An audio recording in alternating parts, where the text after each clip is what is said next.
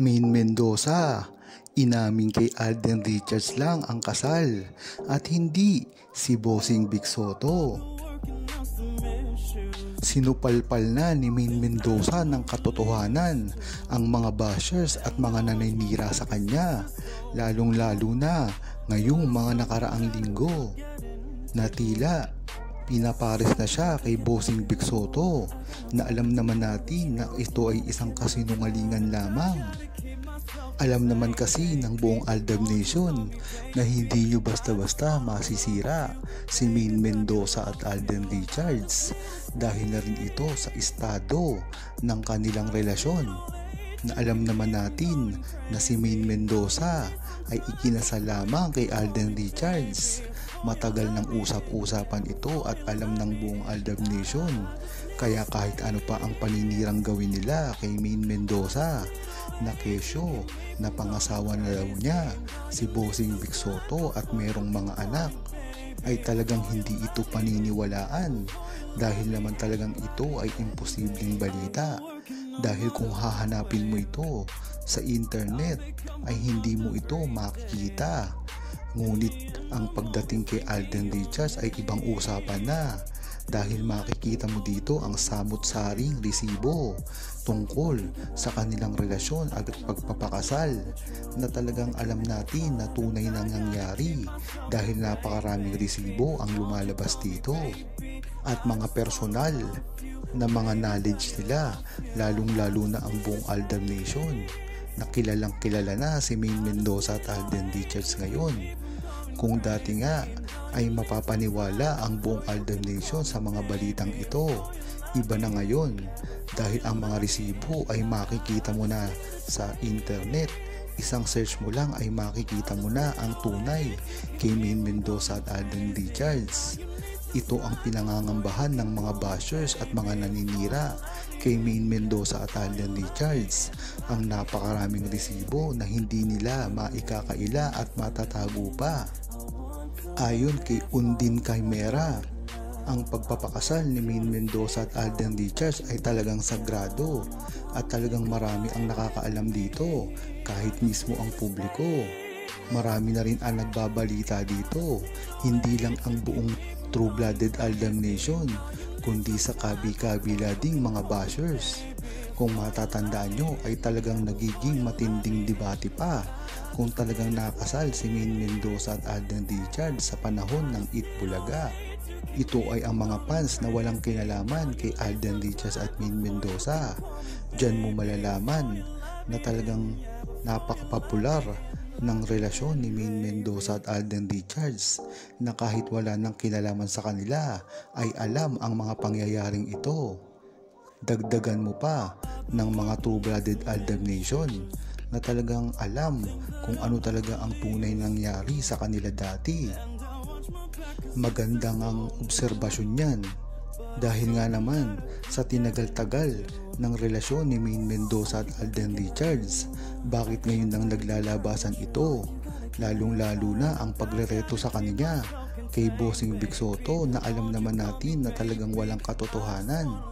Isa lang ang pinag-uugatan nito, si Alden Richards ay merong movie at teleserye, at si Main Mendoza naman ay talagang popular pa rin at nananatili na pinakasikat na babae sa mundo ng showbiz. At ang mga balita din dito na si Bossing Vic Soto raw ay meron ding movie na gagawin sa MMFF. Kaya dito pa lang ay malalaman mo na kung saan nanggagaling ang mga paninira at pangbabash kay Main Mendoza at Alden Richards, at kasama na rin si Bossing Vic Soto. Ito ay ang mga matagal na nilang katunggali sa network man o sa mga proyekto, dahil alam naman natin na isa lang ang mapabagsak mo dito ay babagsak na silang lahat. Lalong-lalo na ngayon ay close si Main Mendoza at Bossing Vic Soto sa Itbulaga, dahil talagang siya na lang ang natira sa Aldab. At syempre, pagka nasira si Bossing Vic Soto ay malalagay sa alanganin si Main Mendoza. At syempre, pag nasira si Main Mendoza ay malalagay naman sa alanganin si Alden Richards. Kung matatandaan nyo rin na ginagawa na rin ito dati kay Alden Richards. Pagka nga naman nasira nila si Alden Richards, alam natin na masisira din si Maine Mendoza. At ang anggulo dito ay masisira din si Kathryn Bernardo. Taga saan ba si Kathryn Bernardo? Hindi ba't sa ABS-CBN? At ang matinding clue dito, ano ang pagkakaparehas ng pangbabash kay Alden Richards at kay Maine Mendoza? Ang una dito ay matalo ang TV5. Sino ba ang kalaban ng TV5? At pagdating naman ng masisira si Alden Richards at Kathryn Bernardo, sino ba ang gustong sumira dito? Sino ba ang kalaban na lalaki ni Alden Richards? Pagpapagtagpi-tagpiin mo, iisa lamang ang lumalabas dito, ang isang network. At itong network na ito ay nakipagsalib pa sa isang network din. Yan talaga ang totoo. Ngayon ay alam nyo na kung sino talaga ang pasimuno ng paninira kay Maine Mendoza at Alden Richards, na kailangan ay talagang magbukas na tayo ng isipan nang sa gayon ay hindi matuloy ang kanilang mga binabalak pagdating kay Maine Mendoza at Alden Richards, dahil sila lamang ang makakagawa at makapagbabalik ng kanilang love team at Aldab.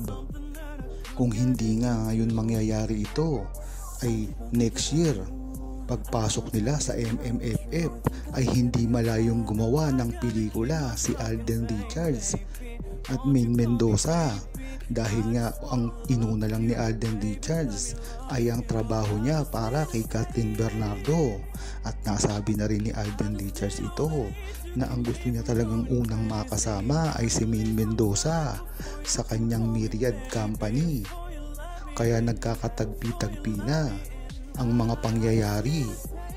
Imaginin mo na lang na pag nagsama uli si Maine Mendoza at Alden Richards sa isang pelikula, ay tiyak malalampasan nito ang mga blockbuster ng Star Cinema. Diyan pa lang malalaman mo na kung sino talaga ang tinatarget ng salary na ito, kundi si Alden Richards at Maine Mendoza, sila Vic Soto, TVJ at Itbulaga. At alam nyo naman kung sino ang mga kalaban nito. Kaya wag na tayo magtaka kung talagang gagawin ito kay Alden Richards at Maine Mendoza sa matagal na panahon, dahil gagawin nila ito para lamang ang masira si Maine Mendoza at Alden Richards, at gagawin nila ang lahat para mangyari lamang ito. Huwag kalimutang mag-subscribe, comment at i-like ang video na ito. Thanks for watching!